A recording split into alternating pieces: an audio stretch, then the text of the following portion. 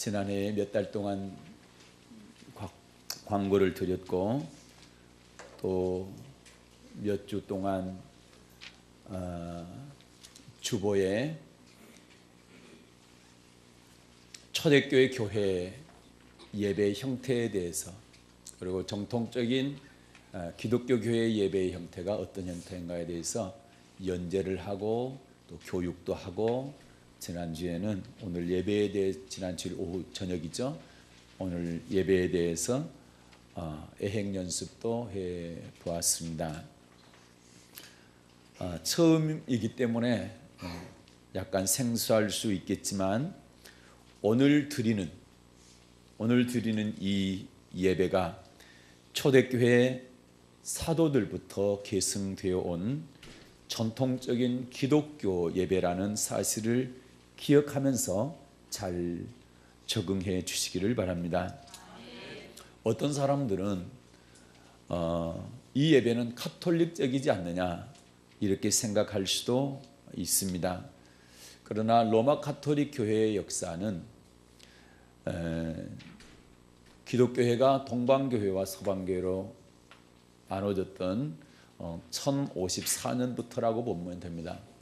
1054년부터 루터가 종교개혁을 했던 1517년까지 그때를 서방 로마 카톨릭 교회로 보면 되고 1054년 이전의 교회는 전통적인 우리 기독교 교회입니다.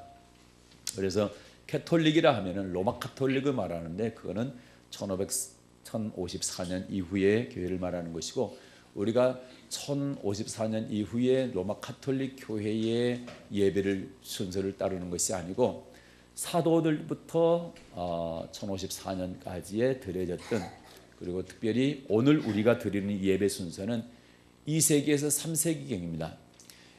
100년대에서 200년대까지의 초대 기독교가 드렸던 예배 순서를 거의 그대로 그렇게 드리는 것이기 때문에 이런 오해가 없었으면 좋겠습니다. 다시 말해서 캐톨릭과 비슷한 예배를 드리는 것이 아니라 2, 3세기경 지금부터 1800년 내지 1900년 전에 드렸던 우리 전통적인 기독교 예배를 재현하는 것이다. 이렇게 생각하시면 아주 이해가 쉽겠습니다. 오늘 예배 순서를 보시면 알겠지만 4가지 형태로 되어 있습니다. 첫 번째는 모임의 예전, 두 번째 말씀의 예전, 세 번째가 성만찬의 예전이고 네 번째가 파송의 예전 이렇게 되어 있습니다. 그런데 모임의 예전과 파송의 예전은 아주 짧게 되어 있고 가장 핵심적으로 되어 있는 부분이 말씀의 예전과 성만찬의 예전입니다. 그래서 예배의 핵심이 뭐냐? 말씀과 성찬입니다. 그래서 말씀의 강조는 개혁교회에서 종교개혁 이후에 말씀에 관한 강조는 지금까지 많이 이루어졌고 거기에 대해서는 이의를 달거나 여기에 대해서는 모르는 성도가 없기 때문에 우리가 가장 중요한 성경상 또는 사도시대 이후로부터 기독교 전통에서 드려졌던 예배의 핵심 2가지 중에서 말씀과 성만찬에서 성만찬에 관한 이야기를 오늘 잠깐 나누도록 하겠습니다. 그리고 예배 시작할 때 우리가 인사하잖아요. 제일 먼저 280장 오늘 찬송을 부르고 제가 여러분에게 인사를 했죠. 우리 주 예수 그리스도의 은혜가 여러분과 함께 할 때 여러분은 또한 목사님과도 함께 이렇게 주고받는 게 있잖아요. 이게 생소할 수 있고 이게 정말 이거 카톨릭적이다. 카톨릭 같다 그러는데 이게 원래 성경에 나와 있는 이야기입니다. 그래서 여기도 한번 보고 다음에 넘어가도록 하겠습니다. 룻기 보겠습니다. 룻기.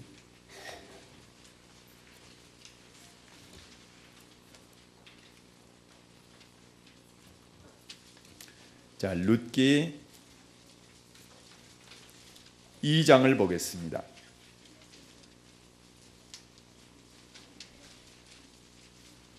4절입니다. 네, 같이 읽겠습니다. 시작. 마침 보아스가 베들레헴에서부터 와서 베는 자들에게 이르되 여호와께서 너희와 함께 하시기를 원하노라. 그들이 대답하되 여호와께서 당신에게 복 주시기를 원하나이다. 아멘. 여기 보니까 어떻습니까? 보아스라는 사람이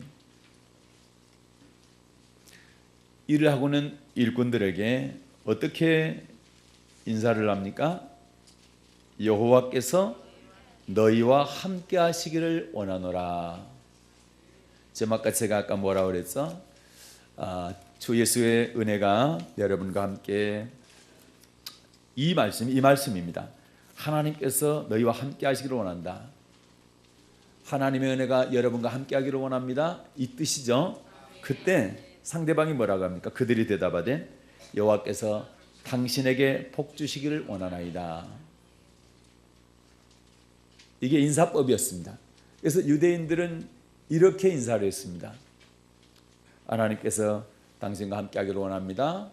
그렇게 말하는 사람에게 상대방은 뭐라 합니까? 하나님께서 당신에게 복 주시기를 원합니다. 이렇게 인사했다라는 거죠. 19절 볼까요? 시작. 시모가 그에게 이르되 오늘 어디서 주었느냐 어디서 일을 하였느냐 너를 돌아본 자에게 복이 있기를 원하노라. 아멘. 너를 돌아본 자에게 복이 있기를 원하노라. 20절입니다. 시작. 나오미가 자부에게 이르되 여호와의 복이 그에게 있기를 원하노라. 아멘. 여호와의 복이 그에게 있기를 원하노라. 그렇죠. 이렇게 성경에 보게 되면은 서로 인사를 주고받았는데 어떤 인사를 주고받았습니까? 축복의 인사를 주고받았죠. 이런 것을 알 수가 있습니다. 그래서 모임의 예전은 우리가 세상에 살다가 하나님 앞에 나왔잖아요. 성도들이. 그래서 나오면서 서로 인사하는 겁니다. 어떤 인사입니까? 하나님께서 당신과 함께 하기를 원합니다. 그리고 목사님과도 함께 하기를 원합니다. 이런 인사를 주고받는 것이 너무 성경적이라는 거죠. 이게 가톨릭 얘기가 아니고 이게 성경 이야기입니다. 그리고 유대인들은 전통적으로 이런 인사를 해왔다는 것이죠. 그래서 이런 것들 오해가 없으시기를 바라고요. 이 예배의 핵심은 뭡니까? 말씀과 성찬입니다. 말씀은 우리 한국교회에서 아주 강조가 잘 되어 왔기 때문에 여기에 말씀의 중요성에 대해서는 더 강조할 필요가 없겠지요. 두말할 필요가 없습니다. 그러나 예배에서 정작 중요한 핵심 요소 중에 하나인 성만찬에 대해서는 한국교회에서 상당히 소홀했다. 성만찬을 드리는 교회가 어떤 경우는 1년에 한 번 드리는 교회도 있고 많이 드리는 교회가 한 달에 한 번. 그리고 일주일 매주 성만찬을 하는 교회는 극히 소수입니다. 제가 평신도 때 신앙생활을 했던 그리스도 교회에는 매주 성만찬을 드립니다. 여기 옆에 있는 그리스도교 아닙니다. 여기는 몰몬교라고 해가지고 마릴 성도 그리스도교회 이렇게 해서 여기는 몰몬교 기독교에서는 이단이라고 얘기하죠. 여기 말고 그리스도교단이 있습니다. 미국의 교세를 보게 되면 캐톨릭이 많고 캐톨릭은 우리가 좀 다르기 때문에 빼고 미국에서 우리 개신교 가운데서 가장 큰 교파가 침례교파입니다. 미국에서요. 한 3,500만 정도 됩니다. 성도 수가요. 그리고 감리교가 950만 정도 되고 그리고 루터교가 한 600만. 근데 이단이라고 했던 몰몬교가 570만. 굉장히 교세가 강합니다. 미국에서. 그리고 오순절 계통이 430만, 장로교가 300만 정도 됩니다. 그리고 매주 성찬을 하는 그리스도교파 있죠. 여기가 장로교하고 비슷한 300만 정도 됩니다. 그런데 그 교파는 제가 한 20여 년 전에 미국에 갔을 때 여기 교회 가가지고 예배를 드렸는데 미국도 마찬가지로 그리스도교파는 매주 성찬식을 합니다. 그런데 우리나라에서는 그리스도 교파가 아주 소수에 해당되기 때문에 파급력이 거의 없지요.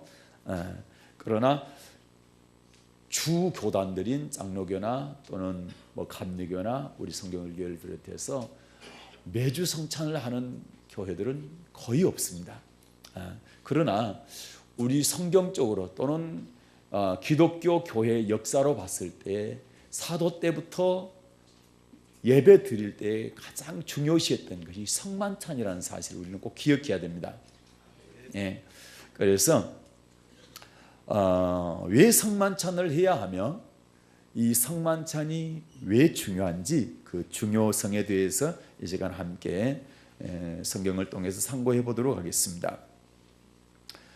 사도들과 신약의 교회들은 어떻게 예배를 드렸을까라고 할 때 성만찬 중심으로 예배를 드렸습니다. 그 이유는 크게 두 가지입니다. 왜 성만찬 이유로 드렸느냐 할 때 두 가지 큰 이유가 있습니다. 첫째는 주님의 명령이기 때문에 성만찬을 드렸다는 얘기죠. 오늘 본문 말씀 중에 한 구절입니다. 고린도전서 11장 24절입니다. 고린도전서 11장 24절. 그리고 머지않은 때부터는 이 예배 설교 시간에 성경 구절을 화면에 띄우지 않겠습니다. 그 얘기는 무슨 말씀이냐? 여러분 교회 나오실 때 꼭 성경책 가지고 나오십시오. 그래서 성경을 펴고 성경을 직접 보도록 하겠습니다. 화면을 보는 게 아니라 성경을 보도록 하겠습니다. 그래서 제가 지금은 화면에다 띄우는 거에 대해서 마음에 걸림이 있습니다. 그래서 성경을 가지고 다니고 성경책을 볼 수 있도록 하겠습니다. 그래서 당분간은 띄워드리겠지만 한 다음 달경부터는 띄우지 않을 것입니다. 놀라지 마시고 또 혹시라도 불평하지 마시고 제가 이렇게 말씀을 드리기 때문에 꼭 성경책을 갖고 다니시길 바라고, 혹시 없으신 새신자들은 저 뒤에 교회 뒤에 보게 되면 성경책이 빛이 되어 있기 때문에 그걸 갖다 같이 보시면 되겠습니다. 자, 고린도전서 11장 24절 보겠습니다. 시작. 축사하시고 떼어 가라사대 이것은 너희를 위하는 내 몸이니 이것을 행하여 나를 기념하라 하시고. 아멘. 축사하시고 떼어 이르시되 이것은 너희를 위하는 내 몸이니 이것을 행하여 나를 기념하라. 이것은 예수님께서 성찬을 제정하시는 장면을 재현한 건데, 기록한 건데, 잡히시던 날입니다. 예수님께서 잡히시고 고초당하시고 그리고 돌아가시잖아요. 그리고 3일 만에 부활하시게 되는데, 잡히시던 날 밤에 제자들과 함께 만찬, 최후 만찬이라고 그러죠. 마지막 만찬을 하시면, 저녁 식사를 하시면서 이 성찬을 제정하시는 거예요. 그리고 내가 없을 때, 내가 다시 올 때까지 이 떡을 떼고 잔을 마시는 것을 기념하라고 명령하셨습니다. 떡을 떼야 된다 명령하셨습니다. 이것은 너희를 위하는 내 몸이니 이것을 행하여 나를 기념하라, 이렇게 명령하셨죠. 그래서 이 말씀의 뜻이 무엇인지를 제자들은, 사도들은 알았기 때문에 그 자리에 있던 12사도가 예수님께서 죽으시고 부활하시고 하늘로 승천하신 다음에 제자들끼리만 남았을 때에 우리가 뭐 하지? 그렇지, 주님께서 마지막 최후의 만찬하실 때 떡을 떼고 잔을 주시면서 이것을 행하여 나를 기념하라 하셨지. 그렇게 해서 사도들이 예수님이 안 계신, 승천하신 이후에 하늘로 올라가신 이후에 제자들이 모였을 때 제일 먼저 한 일이 떡을 떼고 잔을 마셨던 이 기념하는 의식이었습니다. 이게 예배의 시작이 되는 것입니다. 날마다 마음을 같이 해서 성전의 목요일을 힘쓰고 집에서 떡을 뗐다라고 할 때 사도행전 2장 보겠습니다. 초대교회 사도행전 2장이면은 예수님께 가시고 며칠 안 돼서입니다. 2장 1절부터 4절을 보게 되면은 예수님 승천하시고 열흘 만에 성령 세례 받잖아요. 그리고 열흘 이후에 사도들이 어떻게 했나? 그때 당시에 성도들이 어떻게 했나? 라는 말씀이 사도행전 2장 46절 보겠습니다. 읽겠습니다. 시작. 날마다 마음을 같이하여 성전에 모이기를 힘쓰고 집에서 떡을 떼며 기쁨과 순전한 마음으로 음식을 먹고. 아멘. 날마다 마음을 같이해서 성전에 모이고 그 다음에 뭐 했습니까? 집에서 떡을 뗐다. 떡을 뗐습니다. 그리고 기쁨과 순전한 마음으로 뭐 했대요? 음식을 먹었다. 떡을 떼는 거 음식. 처음에 사도시대 때 처음에는 지금 우리처럼 조금씩 떼가지고 이렇게 나눈 게 아니라 저녁 식사를 했어요. 예수님이 최후 만찬할 때 실제 식사를 하신 거잖아요. 그렇죠? 떡을 떼어 주시면서 받아 먹으라. 이것은 내 몸이다. 이것을 행하여 기념하라 하실 때 실제로 밥을 먹은 거예요. 우리로 보면 저녁 식사를 한 거예요. 그리고 음식을 다 먹고 난 다음에 잔을 드시고 축사하시고 이것은 내 피다 그랬죠. 이걸 기념하라 그랬잖아요. 실제로 저녁 식사를 했어요. 그러나 수가 많아지게 될 때는 저녁 식사를 우리가 하게 되면 이제 많은 문제가 있잖아요. 어려움이 있죠. 그렇기 때문에 점차 간소화된 게서 이렇게 상징적인 의미로 이렇게 줄여들게 된 겁니다.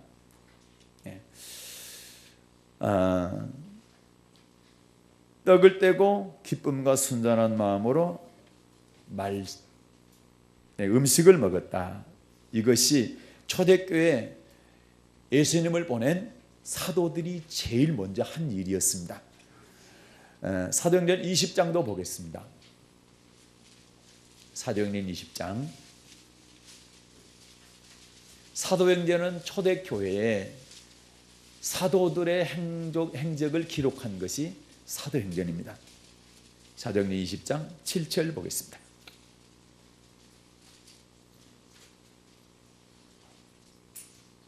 읽겠습니다. 시작.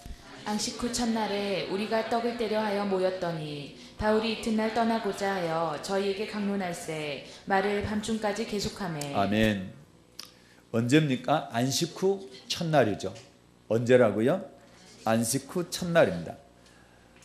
안식 후 첫날이라는 얘기는 안식일 다음 날이라는 얘기죠. 안식일이 토요일이죠.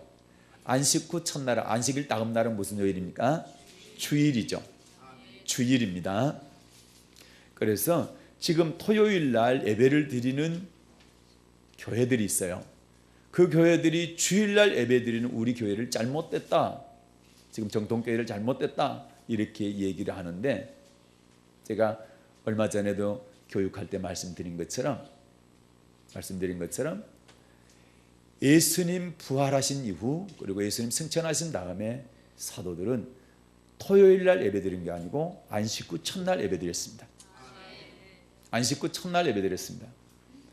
그것은 부활을 기념해서 그렇게 한 겁니다. 부활하신 날은 그 전에도 없었고 그 후에 예수님 다시 오셔야만 다시 부활합니다. 예수님 다시 오실 때까지는 그런 날이 없습니다. 그래서 그날은 새로운 날입니다. 창조적인 날입니다. 그래서 그날을 기념해서 안식 후 첫날 주일날 예배 드리게 된 겁니다. 그러면 예수님의 제자들인 사도들이 주일날 예배 드렸는데 그러면 주일날 예배 드린 사도들이 이단이란 말입니까? 지금 이단들이 말하는 것처럼 우리한테 이단이래 주일날 예배 드리니까. 그러면 사도들이 이단 돼야 되지. 왜? 언제 예배 드렸기 때문에? 주일날 예배 드렸기 때문에. 그러면 예수님께서 직접 가르치신 3년 동안 같이 먹고 마시고 잠자고 했던 그 사도들이 이단이란 말입니까? 그래서 말도 안 되는 소리들 하니까 절대 귀담아 듣지 마시고. 죄송한데 목사님들까지도 토요일날 예배 드려야 된다라고 주장하는 사람들이 있어요. 그런데 옳지 않습니다. 만약에 그 말이 맞다고 한다면 사도들부터 예수님의 12제자부터 이단이 되는 겁니다. 말 안 되지요? 네. 그래서 안식구 첫날에 뭐 했다? 우리가 뭘 하여 모였습니까? 떡을 떼려고 모였다. 떡을 떼려고 모였다. 그래서 바울이 이튿날 떠나고자 하여 저희에게 강론할세 말을 밤중까지 계속했다. 우리는 하루를 시작할 때에 아침부터 저녁까지를 하루라 얘기합니다. 그런데 유대인들은 저녁부터 그 이튿날 해 넘어갈 때까지를 하루로 생각합니다. 그래서 하루의 시작을 해 넘어갈 때부터 시작합니다. 그래서 하루에 처음에 예배를 드렸다는 얘기거든요. 저녁에 예배를 드렸죠. 이들의 하루의 이 시작이 이때이기 때문에. 그래서 이때는 어떻습니까? 떡을 뗀다는 거, 음식을 먹는 게 가능하잖아요. 그런데 아침에는 그때 떡을 떼면서 같이 밥 먹고 이렇게 하기가 쉽지가 않죠. 당시 일하러 가야 되잖아요. 아침에는. 그래요.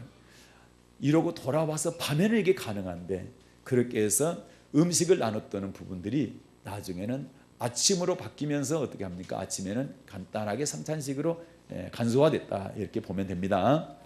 자, 안식구 첫날에 우리가 떡을 떼려 하여 모였더니, 그래서 첫날에 안식구 첫날 주일날 뭐 하러 모였느냐? 떡 떼려고 모였다. 떡을 떼려고 왜 모였느냐? 예수님께서 이것을 기념하라고 제정해 주신 것이다.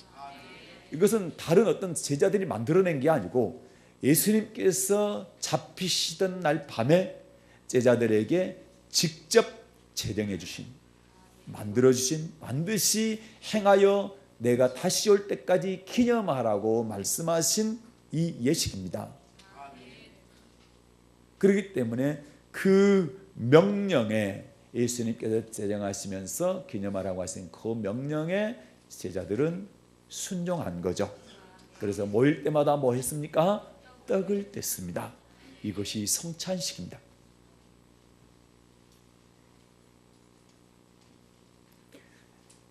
그러니까 최초의 교회가 모여서 한 행위의 중심이 뭐냐 할 때 뭡니까?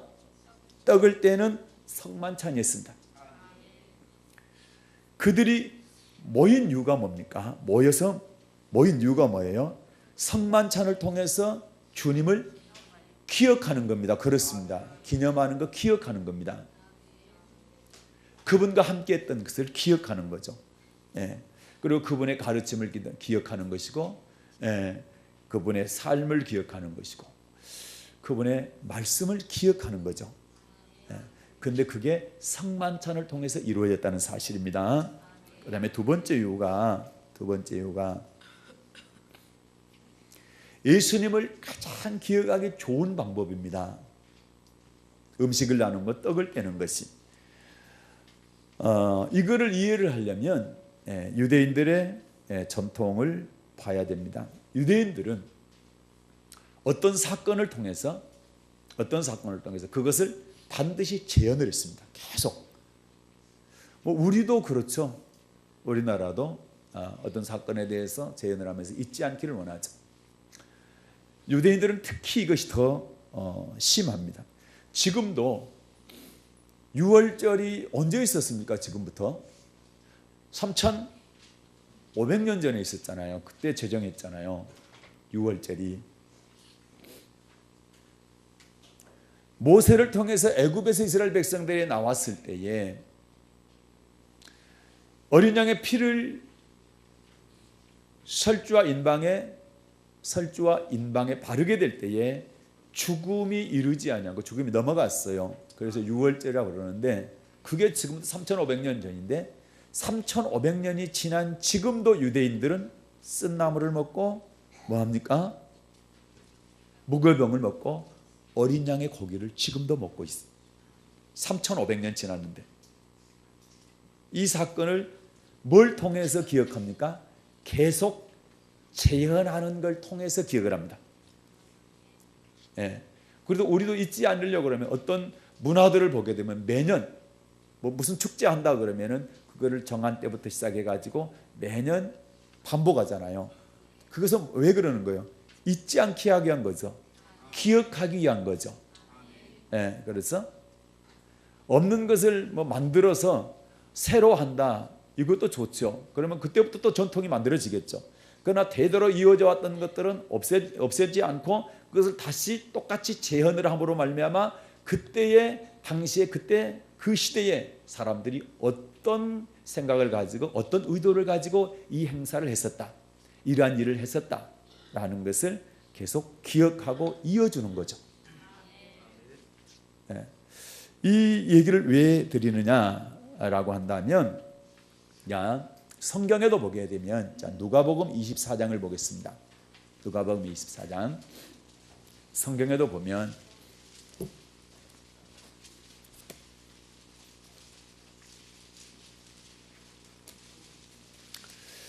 누가복음 24장은 예수님께서 부활하신 장면이죠.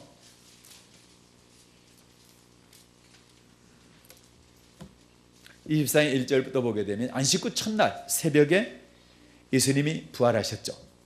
여자들이 예수님의 시체 보러 갔는데 부활하고 시체가 없었다라는 거죠. 살아나셨고,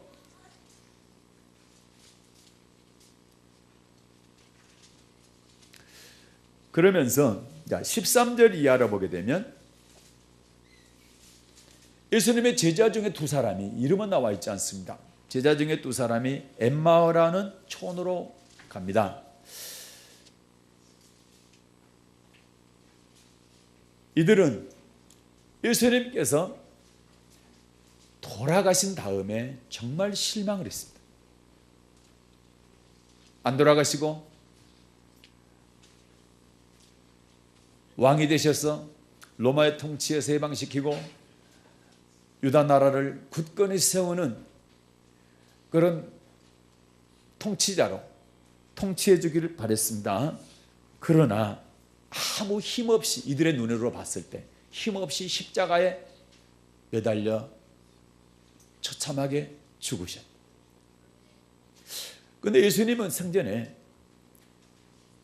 크게 3번이나 내가 죽은 다음에 3일 있으면 반드시 살아나게 될 것이다. 갈릴리로 가서 내가 먼저, 살아난 후에 갈릴리 가서 내가 먼저 있을 테니까 너희들 그쪽으로 와라. 그러면 같이 만나게 될 것이다. 이런 얘기를 했는데, 다시 말해 다시 살아날 것에 대한 이러한 말씀은 잊어버린 거예요. 그리고 죽음에 대한 절망, 실망, 이런 것 때문에 시골로 다시 돌아가게 되는 장면입니다. 그런데 부활하신 예수님이 이들에게 나타났습니다. 그리고 같이 얘기를 합니다.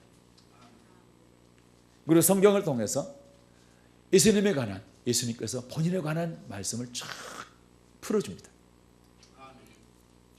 그런데 여러분, 신기하게도 이 두 제자가 자기와 함께 동행하면서 같이 걸어가면서 말씀을 해주는 분이 예수님이라는 사실을 모르는 거예요. 깨닫지를 못합니다. 그걸로 봐서는 부활을 하게 되면, 부활체의 몸을 입게 되면 평상시에 우리 모습과는 달라졌다라는 것을 알 수가 있어요. 그래서 그냥 봐서는 잘 못 알아본다는 얘기죠. 그런데 영의 눈이 열리면 알아볼 수 있지만 그냥 봐서는 잘 못 알아볼 수도 있다는 것을 여기가 말씀을 통해서 알 수가 있죠. 그런데 언제 알아봤느냐, 이 말씀을 하고 싶은 거예요. 지금 언제 알아봤느냐. 그냥 걸어갈 때는 외모를 봐서는 몰랐단 말이죠. 그런데 언제 알아봤느냐, 이 말씀입니다. 30절과 31절입니다. 누가복음 24장 30절과 31절 시작. 저희 눈이 밝아져 그인 줄 알아보더니 예수는 저희에게 30절 31절. 저희와 함께 음식 잡수실 때에 떡을 가지사 축사하시고 떼어 저희에게 주시매 저희 눈이 밝아져 그인 줄 알아보더니 예수는 저희에게 보이지 아니하시는지라. 아멘. 자, 30절을 보게 되면 이들이 어떻게 합니까? 29절에서 강권해서 우리와 함께 유아사이다. 그래서 저희들과 함께 집에 들어갔죠. 그리고 뭐 합니까? 30절에서 저희와 함께 음식을 잡수시죠. 음식을 잡수시죠. 음식을 잡수신 다음에 뭐 합니까? 떡을 가지고 축사하시고 떼어서 저희에게 줬다. 이 장면을 제자들은 알아요, 몰라요? 아는 거죠. 언제 이렇게 떼요? 누가요? 그래요. 예수님께서 언제요? 잡히시던 밤에 하신 행동입니다. 그때와 똑같은 겁니다. 그러니까 어떻습니까? 못 알아봤던 주님을 보니까 우리 주님이시다. 잡히시던 밤에 우리에게 이렇게 하셨다. 그런데 그분이시라는 거예요. 그래서 기억을 하게 되는 거죠. 예수님이 성찬을 제정하실 때에 그때 똑같은 목소리 그리고 똑같은 행동 이걸 기억하면서 주님이시다. 주님을 금방 기억한다는 거죠. 네, 이게 이제 중요하다는 이야기입니다. 그래서 3년 동안 따라다니던 선생님을 길 위에서 만났는데 못 알아봤어요. 그러다가 어디서 알아봤느냐? 식탁에 앉았을 때 알아봤다는 거예요. 식탁에 앉았을 때. 예, 갑자기 눈이 밝아져 가지고 그게 알아본 게 아니죠.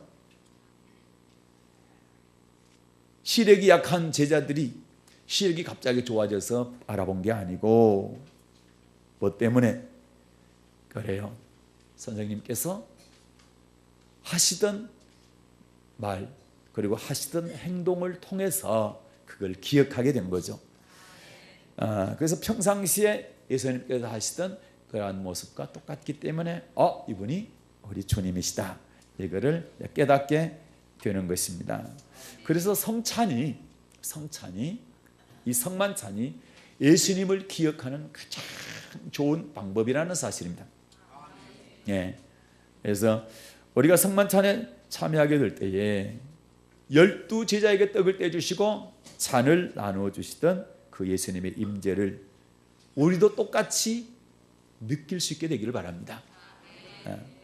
제자들이 떡을 떼면서 잔을 마시면서 예수님을 기억했던 것처럼 우리도 똑같이 떡을 떼면서 또 잔을 받으면서 예수님의 임재를 그분을 느낄 수 있는 그런 시간이 되어야 된다. 이것이 바로 예배라는 것이죠. 그래서 왜 다른 것도 많은데 예수님을 기억할 수 있는 방법이 다른 것도 있겠죠. 목수였기 때문에 이름을 하나씩 나무에다 새겨서 준다든지 하여튼 기억하는 방법이 여러 가지가 있었을 때 왜 하필 음식이었냐는 얘기지 떡이었냐 밥이었냐는 얘기죠. 왜 그랬을까라고 할 때 거기도 마찬가지로 좋은 큰 깊은 의미가 있는 거죠. 다시 말해서 밥은 안 먹으면 살 수 있나요? 없나요? 안 먹으면 살 수가 없죠. 매일 반복적으로 밥을 먹잖아요. 그래서 사람이 음식을 먹지 않고는 살 수 없는 것처럼 다시 말해 우리의 생명을 유지하기 위해서는 반드시 밥을 먹어야 된다. 이건 필수적인 행위죠. 그런 것처럼 이 안에 영적인 진리 다시 말해서 예수님을 먹고 마셔야 우리의 영혼도 산다. 죽지 않고 육이 매일 음식을 먹는 것처럼 우리의 영혼도 예수님을 매일 먹고 마셔야 산다라는 거예요. 요한복음 6장입니다. 요한복음 6장.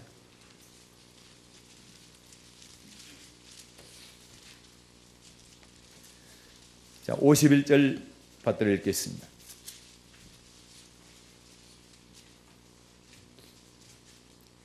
시작.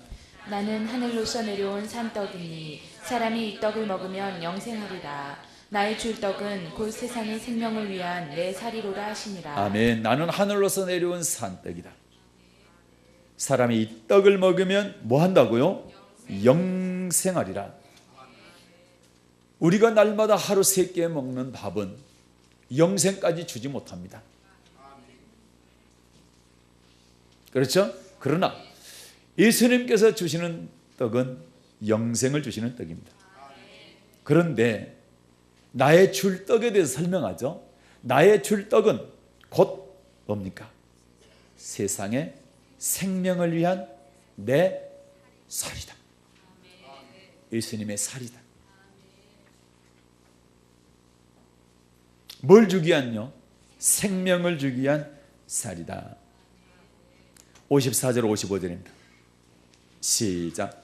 내 살을 먹고 내 피를 마시는 자는 영생을 가졌고 마지막 날에 내가 그를 다시 살리리니 내 살은 참된 양식이요 내 피는 참된 음료로다. 아멘. 내 살은 참된 양식, 내 피는 참된 음료. 내 살, 내 피, 내 참된 양식과 내 참된 음료를 마시는 자는 반드시 영생을 가졌고 마지막 날은 예수님 재림하시는 날입니다. 그날에 반드시 뭐 하시겠다? 살려주시겠다. 다시 살리시겠다. 생명의 부활 주시겠다는 겁니다.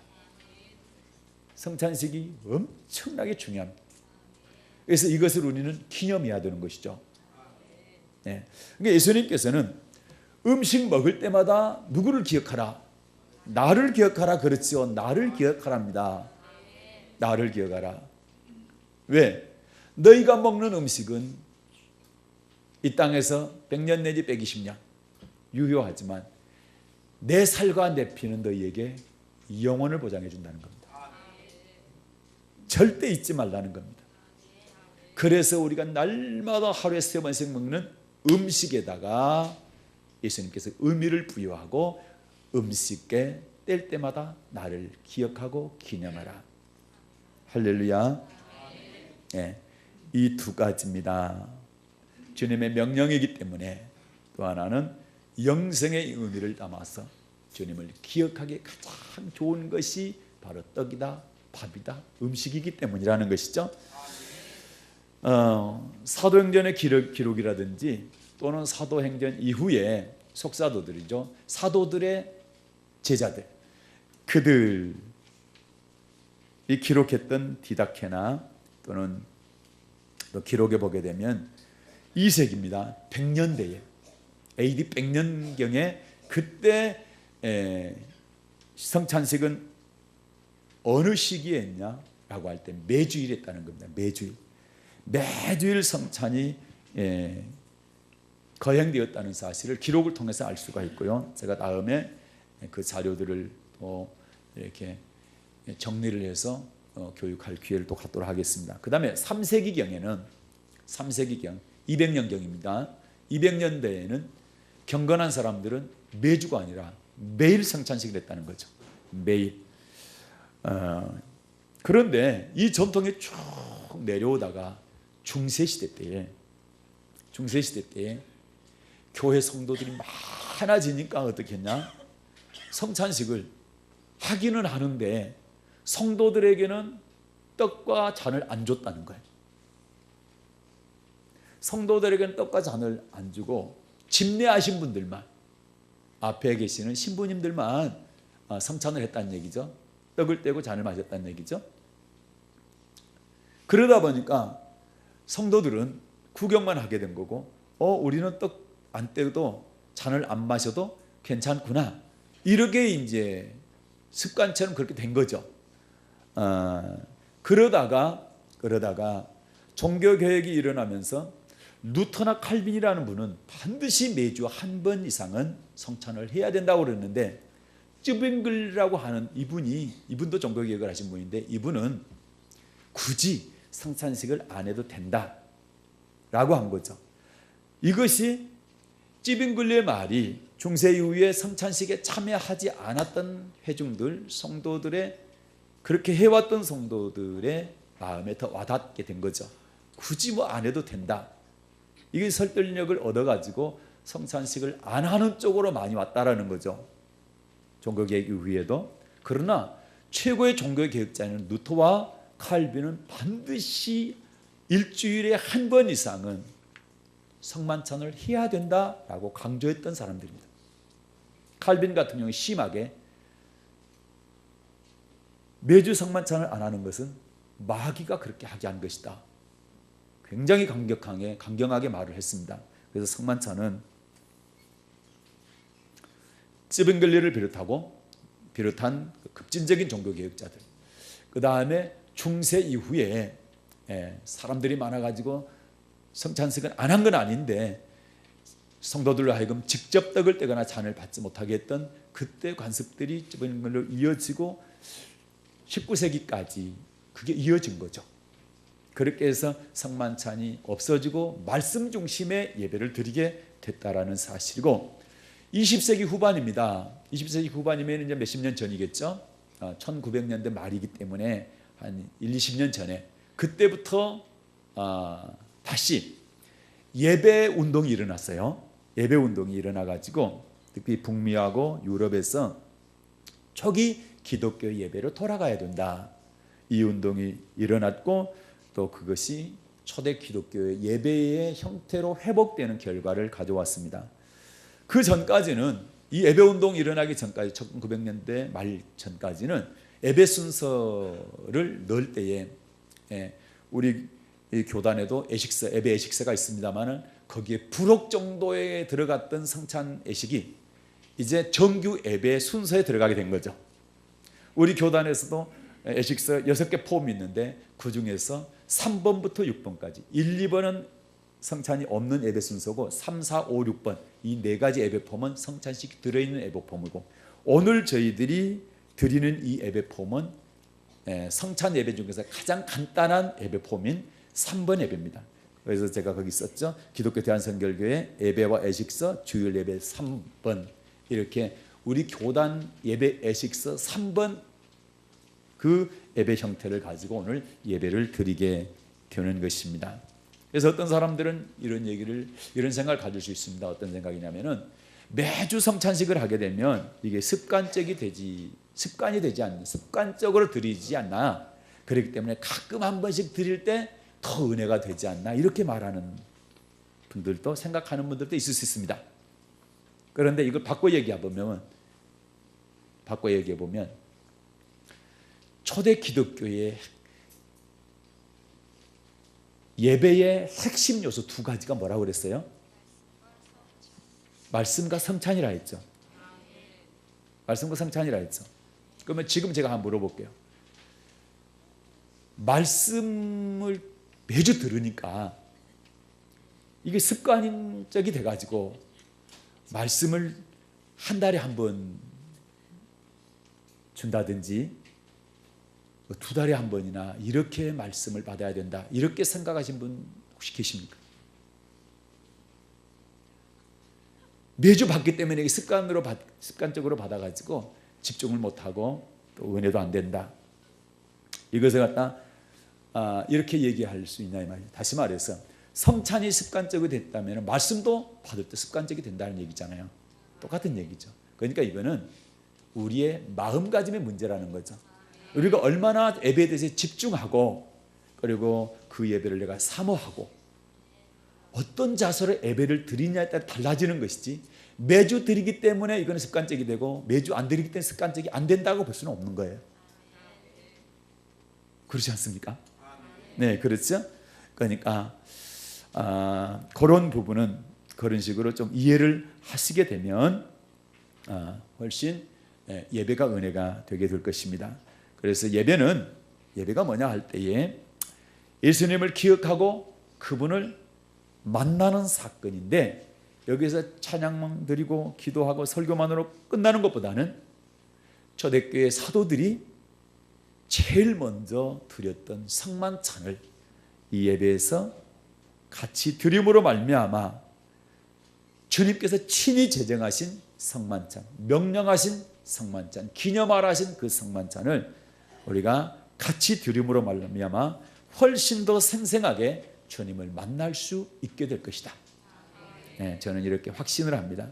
그래서 결론적으로 말해서 성만찬은 매주 예배 때마다 거행하는 것이, 실시하는 것이 역사적이고 그리고 성경적이라는 사실을 말씀드리겠습니다. 사랑하는 성도 여러분, 성만찬이 이 포함된 이런 예배가 캐토릭이 것이 아니고 사도시대 때부터 이어져 온 기독교회의 전통이고 성경적이고, 그렇기 때문에 우리는 이 예배를 잘 적응을 해서 예배를 통해서 살아계신 하나님을 만나고 그리고 주님의 십자가의 대속의 은혜와 또 부활의 기쁨을 체험하는 여러분이 되시고 제가 되기를 바랍니다. 은혜를 주신 하나님 아버지 고맙습니다.